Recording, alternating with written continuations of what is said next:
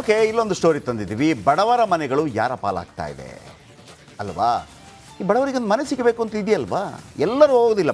ಆ ಮನೆಯನ್ನು ಎಲ್ಲರೂ ಕೇಳ್ತಾರೆ. ಅಂದರೆ 1.5 ಲಕ್ಷಕ್ಕೆ ಮನೆ ಸಿಗುತ್ತೆ, 2 ಲಕ್ಷಕ್ಕೆ ಮನೆ ಸಿಗುತ್ತೆ, ನೀವು ಬರ್ತೀರಾ ಮನೆಗೆ? ನಿಮ್ಗೆ ಬೇಕಾಗಿರೋದಿಲ್ಲ.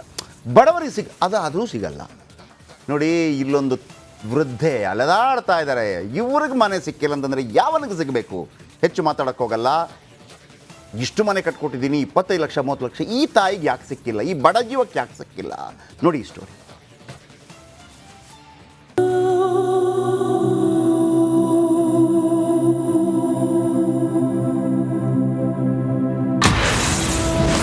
ಸೂರಿಗಾಗಿ ಕಲಬುರಗಿ ವೃದ್ಧೆ ಕಣ್ಣೀರು. ಕಚೇರಿಯಿಂದ ಕಚೇರಿಗೆ ಅಜ್ಜಿಯ ಅಲೆದಾಟ.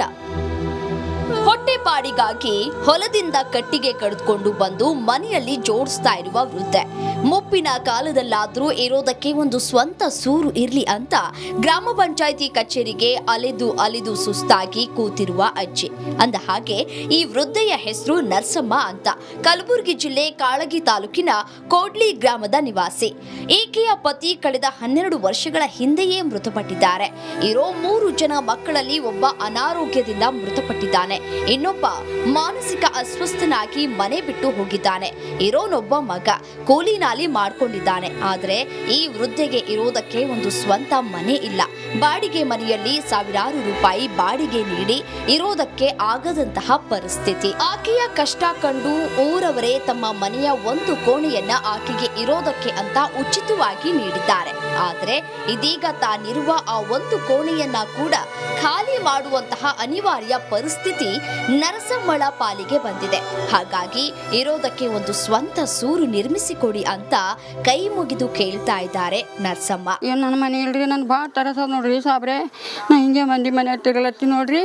ನನ್ನ ಮಗನ ಹುಚ್ಚ ಮಾಡ್ಲತ್ತನ್ರಿ. ಯಾವಾಗ ನಾನು ಮಾಡ್ಕೊಂಡು ಹಿಡಿದ್ರಿ ಇಷ್ಟ ನೋಡ್ರಿ. ಮನಿನೇ ಇಲ್ಲ ಒಟ್ಟದಲ್ಲಿ ಮನೆ ಇಲ್ರಿ ಸಾಬ್ರೆ. ಹಿಂಗೆ ತಿರ್ಗಲ್ರಿ. ಯಾಗಲ್ಲಿ ಆ ಕಡೆ ಕೊಟ್ಟಿಲ್ಲ, ಇಲ್ಲಿ ಬಂದು ಹೋದ್ರಿ ನೋಡ್ರಿ. ಎಲ್ಲಿ ಮನೆ ಇಲ್ಲ ನನಗೆ. ಹಿಂಗೆ ತಿರ್ಲತ್ತಿ ನೋಡ್ರಿ ನಾನು ಸಾಬ್ರೆ. ನನ್ನ ಮನೆ ಇಲ್ಲ.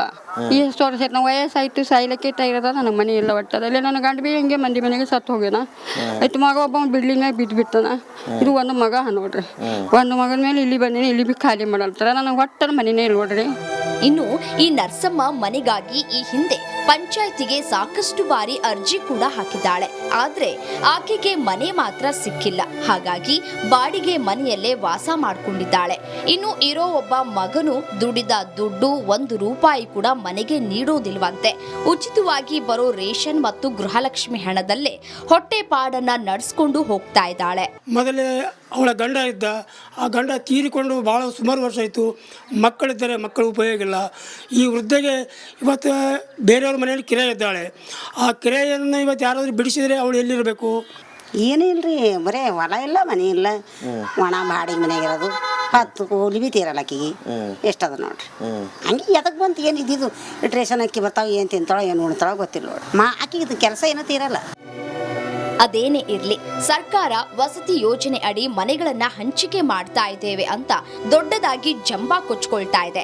ಆದ್ರೆ ಇಲ್ಲಿ ನೋಡಿದ್ರೆ ಅರ್ಹ ಫಲಾನುಭವಿಗಳಿಗೆ ಮನೆಯೇ ಇಲ್ಲದೆ ಪರದಾಟವನ್ನ ನಡೆಸ್ತಾ ಇದ್ದಾರೆ. ಸಂಬಂಧಪಟ್ಟಂತಹ ಅಧಿಕಾರಿಗಳು ಮಾತ್ರ ಕಣ್ಣಿದ್ದು ಕುರುಡರಂತೆ ವರ್ತಿಸ್ತಾ ಇದ್ದಾರೆ. ಓಂ ಪ್ರಕಾಶ್ ಹೆಚ್ 300, republic Kannada, Kalaburagi.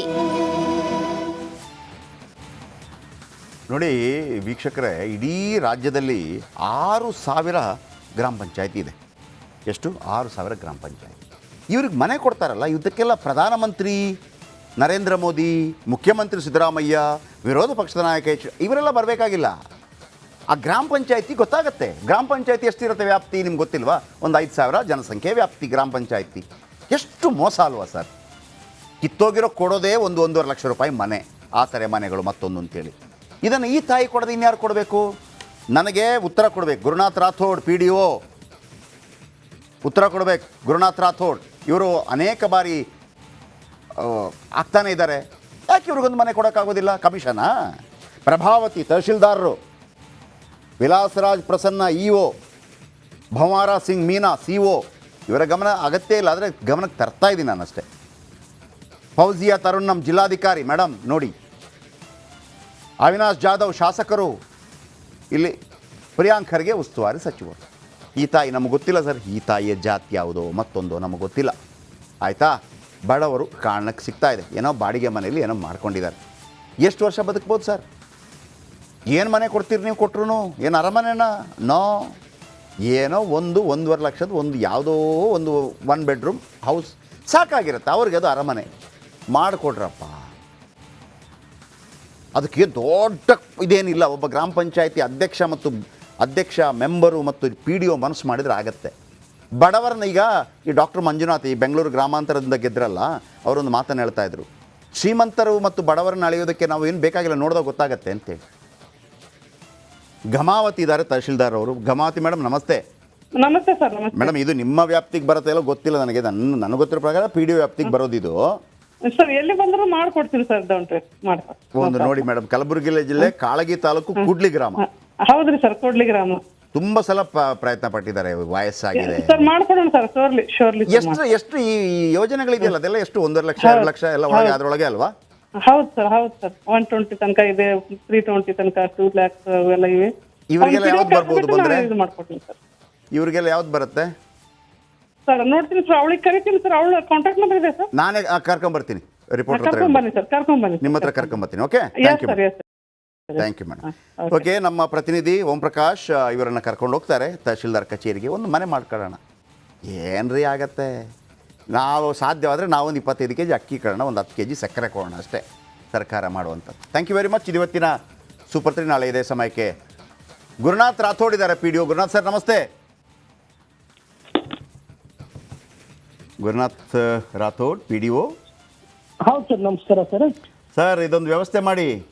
Okay 100% sir, sure ಮಾಡ್ತೀನಿ. ಯಾಕೆ ಇಷ್ಟು ದಿವಸ ಯಾಕೆ ಮಾಡಿಲ್ಲ ಗುರುನಾಥರೇ? ಈಗ ಅದು ಗೊತ್ತಾಗಿಲ್ಲ ಸರ್, ಇವಾಗ ಮಾಡಿಸ್ತೀನಿ ಸರ್. ಮಾಡಲೇಬೇಕು. ಯಾವಾಗಿದೆ ಈಗ ನೆಕ್ಸ್ಟು? ಹಲೋ ಸರ್, ಯಾವಾಗಿದೆ ನೆಕ್ಸ್ಟು ಮನೆ ಹಂಚಿಕೆ? ಇವಾಗ ಇನ್ನು ಈಗ ಗುರಿ ಬಂದಿಲ್ಲ ಸರ್, ಈಗ ಟಾರ್ಗೆಟ್ ಬರುತ್ತೆ ಸರ್. ಫಸ್ಟ್ ಇವರೇ ಇರ್ಬೇಕು ಹೆಸರು. ಅದು ಯಾವ ಬೇಕಿದ್ರೆ ಹೇಳಿ, ಬೇಕಿದ್ರೆ ಯಾವ ನಮ್ಗೆ ಹೇಳಿ, ಬೇಕಿದ್ರೆ ನಾವೇನು ಇನ್ಫ್ಲುಯೆನ್ಸ್ ಮಾಡಿದ್ವಿ ಅಂತ ಹೇಳಿ. ಬಡವರಿಗೆ ಇನ್ಫ್ಲುಯೆನ್ಸ್ ಮಾಡೋದು ಇನ್ಯಾರಿಗೆ ಮಾಡಬೇಕು? Okay sir. Thank you very much. ಇದು ಇವತ್ತಿನ ಸೂಪರ್ 3. ನಾಳೆ ಇದೇ ಸಮಯಕ್ಕೆ ಮತ್ತೆ ಭೇಟಿಯಾಗೋಣ. ರಿಪಬ್ಲಿಕ್ ಕನ್ನಡ, ಇದು ನಿಮ್ಮ ಧ್ವನಿ. ನಮಸ್ತೆ ಅಮ್ಮ, ನಿಮ್ಮ ಜೊತೆ ನಾವಿದ್ದೀವಿ. Thank you. ನಮಸ್ಕಾರ. ಕರ್ನಾಟಕ ಪ್ರೈಮ್ ಟೈಮ್ಗೆ ಸ್ವಾಗತ. ನಾನು ಜಯಪ್ರಕಾಶ್ ಶೆಟ್ಟಿ. ಇಡೀ ಕರ್ನಾಡು ಇವತ್ತು ರೆಬೆಲ್ ಆಗಿ ನಿಂತಿದೆ. ಈ ಹಗರಣಗಳನ್ನು ಸದನದಲ್ಲಿ ಪ್ರಸ್ತಾಪ ಮಾಡಲು ಕೂಡ ಕಾಂಗ್ರೆಸ್ ಹಿಂದೇಟು ಹಾಕಿದ್ದೇಕೆ? ನಿಮ್ಗೆ ಸಂಬಳ ಅದಕ್ಕೆ, ನಿಮಗೆ ವಾಹನ ಅದಕ್ಕೆ, ನಿಮಗೆ ವೆಪನ್ ಅದಕ್ಕೆ, ನೀವು ಅದನ್ನು ಸೆರೆ ಹಿಡಿಬೇಕಾಗಿದೆ. ನೀವು ವಿದ್ಯುತ್ ಬರ ಇದೆ ಅಂತ ಹೇಳ್ತಾ ಇದ್ದೀರಿ, ಎಲ್ಲಿ ಬರ ಇದೆ ನೀವು ಹೇಳಬೇಕು. ಪಾಕಿಸ್ತಾನ್ ಆಕ್ಯುಪೈಡ್ ಕಾಶ್ಮೀರ್ ಅದು ಎಂದೆಂದಿಗೂ ನಮ್ಮದು. 40 ಮೆಷಿನ್ಗಳು ತಂದಿತ್ತು ನೋಟ್ ಎಣಿಸುವುದಕ್ಕೆ, ಅದೇ ಹಾಳಾಯಿತು. ಮಥುರಾದ ಗಲಾಟೆ ಇದೆಯಲ್ಲ, ಅದು ಸ್ಥಳೀಯವಾಗಿ ಕೂತು ಪರಿಹರಿಸಬಹುದಾದಂಥ ಕಾನೂನಿದೆ. ಗ್ಯಾರಂಟಿ ಯೋಜನೆಯಿಂದ ನಷ್ಟ ಆಗಿದೆ, ಲಾಭ ಆಗಿದೆ, ದಯವಿಟ್ಟು ಹೇಳಿ. Dawood Ibrahim most wanted criminal ಯಾವಾಗಾದ ಅಂದರೆ ಇಲ್ಲಿ ತನಕ ಭಾರತ ದೇಶದಲ್ಲಿ ಓರ್ವ ದಲಿತ ಪ್ರಧಾನಿಯಾದಂಥ ಇತಿಹಾಸವೇ ಇಲ್ಲ. ರಿಪಬ್ಲಿಕ್ ವರ್ಲ್ಡ್ ಆಪ್ ಇದು ಕೇವಲ ಅಪ್ಲಿಕೇಶನ್ ಅಲ್ಲ, ಸಮಗ್ರ ಸುದ್ದಿಗಳ ಸಂಪರ್ಕ ಮಾರ್ಗಕ್ಕೆ ಕ್ರಾಂತಿಕಾರಿ ಬದಲಾವಣೆ. ರಿಪಬ್ಲಿಕ್ ವರ್ಲ್ಡ್ ಆಪ್ ಕೇವಲ ಸುದ್ದಿ ಅಪ್ಲಿಕೇಶನ್ ಅನ್ನ ಪರಿಚಯ ಮಾಡ್ತಾ ಇಲ್ಲ, ಬದಲಾಗಿ ಡಿಜಿಟಲ್ ಸುದ್ದಿ ಬಳಕೆಯ ಹೊಸ ಯುಗಕ್ಕೆ ನಾಂದಿ ಹಾಡ್ತಾ ಇದೆ. ಇದೊಂದು ಬ್ರೇಕಿಂಗ್ ನ್ಯೂಸ್, ಪ್ರಭಾವಶಾಲಿ ಕಾರ್ಯಕ್ರಮಗಳಿಗೆ ಗಟ್ಟಿಯಾದ ವೇದಿಕೆ. ರಿಪಬ್ಲಿಕ್ ವರ್ಲ್ಡ್ ಅಪ್ಲಿಕೇಶನ್ ಈಗ ಲೈವ್ ಆಗಿದೆ. ಗೂಗಲ್ ಪ್ಲೇ ಸ್ಟೋರ್ ಮತ್ತು ಆಪಲ್ ಆಪ್ ಸ್ಟೋರ್ ಎರಡರಲ್ಲೂ ಲಭ್ಯವಿದೆ. ಈಗಲೇ ಡೌನ್ಲೋಡ್ ಮಾಡಿ.